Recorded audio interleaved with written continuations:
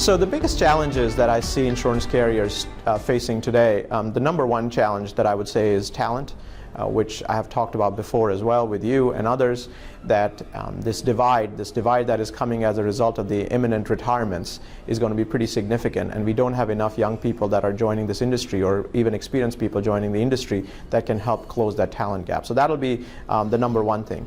The number two thing is that the consumers all around are going to expect higher and higher from insurance as well, just as they expect from their taxi company, their media company, their retail companies.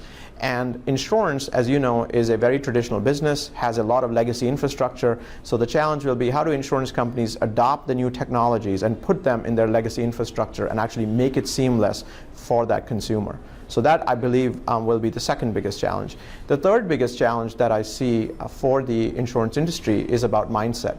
And the reason I say mindset is because adopting these new technologies, adopting these new ways of doing business is really hard. And it becomes particularly hard when you have an industry that is rooted in very strong tradition. You know, we have certain policies, we have certain claims that go back 20, 30, 40 years.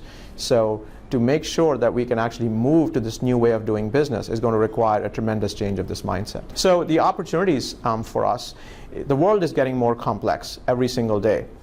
There are new Internet of Things, there are new technologies that are being developed. If you look at just construction industry, the number of billion-dollar buildings that we had 10 years ago versus that are today is tremendously high.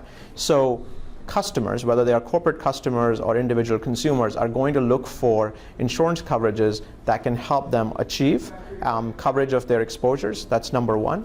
Number two is that they will look for solutions that are easy for them to use, where they're not paying so much that the whole reason for getting insurance becomes a moot point.